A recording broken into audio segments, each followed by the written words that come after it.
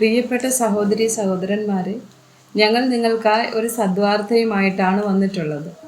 2025 ജനുവരി 1 മുതൽ 365 തലക്കെട്ടുകൾ ഉൾപ്പെടുത്തിക്കൊണ്ടുള്ള വർഷം മുഴുവൻ പ്രാർത്ഥിച്ച് ധ്യാനിക്കാനുള്ള വചനങ്ങൾ ഞങ്ങൾ പങ്കുവയ്ക്കുന്നു.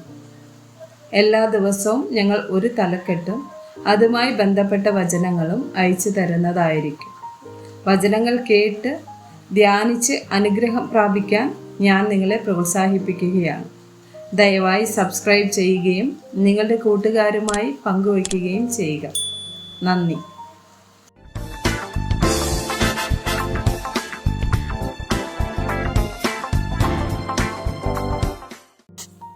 ദിവസം 28 മോശമായ കൂട്ടുകെട്ട്. 1 കൊരിന്ത്യർ 15 വചനം 33. വഞ്ചിക്കപ്പെടരുത്, ദുർഭാഷണത്താൽ സദാചാരം കെട്ടുപോകുന്നു. 1 രാജാക്കന്മാർ 12 7 മുതൽ 15 വരെയുള്ള വചനങ്ങൾ. അതിന് അവർ അവനോട്, നീ ഇന്ന് ഈ ജനത്തിന് വഴിപ്പെട്ട് അവരെ സേവിച്ച് അവരോട് നല്ല വാക്ക് പറഞ്ഞാൽ അവർ എന്നും നിനക്ക് ദാസന്മാരായിരിക്കും എന്ന് പറഞ്ഞു. എന്നാൽ വൃദ്ധന്മാർ തന്നോട് പറഞ്ഞ ആലോചന അവൻ ത്യജിച്ചു. തന്നോട് കൂടെ വളർന്നവരായി തൻ്റെ മുമ്പിൽ നിൽക്കുന്ന യൗവനക്കാരോട് ആലോചിച്ചു.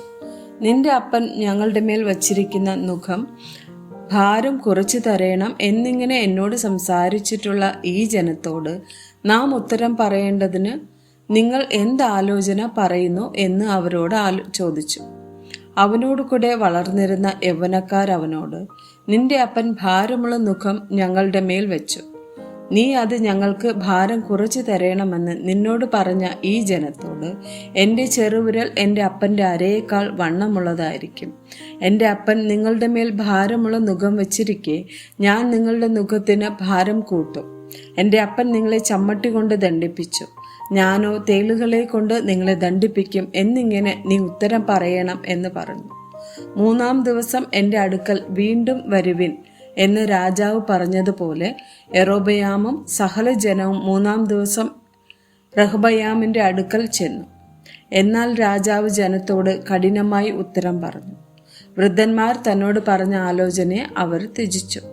യൗവനക്കാരുടെ ആലോചന പോലെ അവരോട്, എൻ്റെ അപ്പൻ ഭാരമുള്ള നുകം നിങ്ങളുടെ മേൽ വെച്ചു, ഞാനോ നിങ്ങളുടെ നുകത്തിന് ഭാരം കൂട്ടും. എൻ്റെ അപ്പൻ നിങ്ങളെ ചമ്മട്ടി കൊണ്ട് ദണ്ഡിപ്പിച്ചു, ഞാനോ തേളുകളെ കൊണ്ട് നിങ്ങളെ ദണ്ഡിപ്പിക്കും എന്നുത്തരം പറഞ്ഞു. ഇങ്ങനെ രാജാവ് ജനത്തിൻ്റെ അപേക്ഷ കേട്ടില്ല. യഹോവ ശീലോന്യനായ അഹിയാവ് മുഖാന്തരം നെബാത്തിന്റെ മകനായ യൊരോബെയാമിനോട് അരുളി ചെയ്ത വചനം നിവൃത്തിയാക്കേണ്ടതിന് ഈ കാര്യം യഹോവയുടെ ഹിതത്താൽ സംഭവിച്ചു. യാക്കോബ് 4 വചനം 4. വ്യഭിചാരിണികളായുള്ളവരെ, ലോകസ്നേഹം ദൈവത്തോടുള്ള ശത്രുത്വമാകുന്നു എന്ന് നിങ്ങൾ അറിയുന്നില്ലയോ? ആകയാൽ ലോകത്തിന്റെ സ്നേഹിതനാകുവാൻ ഇച്ഛിക്കുന്നവനെല്ലാം ദൈവത്തിന്റെ ശത്രുവായി തീരുന്നു. സദൃശവാക്യങ്ങൾ 22 10 24 25 വചനങ്ങൾ.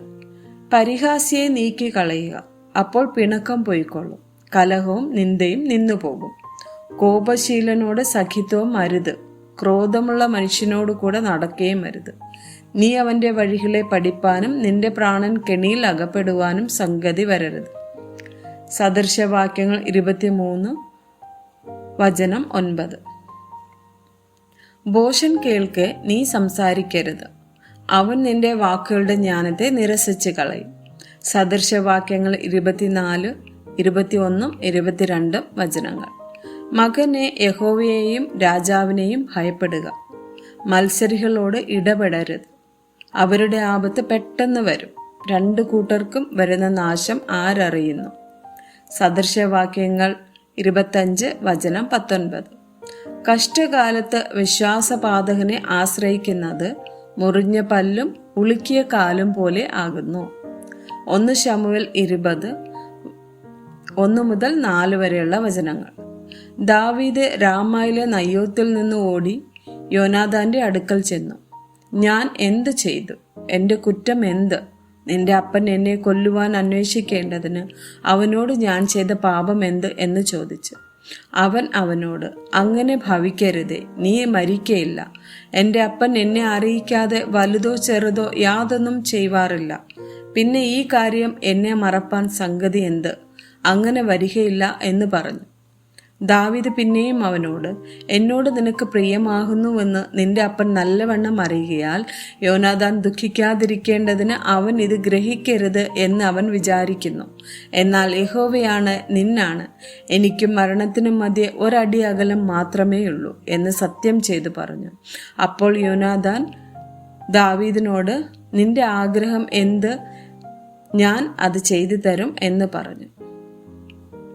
1 ശമൂവേൽ 20:34 മുതൽ 41 വരെയുള്ള വചനങ്ങൾ. യോനാഥാൻ അതികോപത്തോടെ പന്തിഭോജനത്തിൽ നിന്നും എഴുന്നേറ്റു. അമാവാസ്യയുടെ പിറ്റേന്നാൾ ഭക്ഷണം ഒന്നും കഴിച്ചതുമില്ല. തൻ്റെ അപ്പൻ ദാവീദിനെ അപമാനിച്ചതുകൊണ്ട് അവനെക്കുറിച്ച് അവൻ വ്യസനിച്ചിരുന്നു.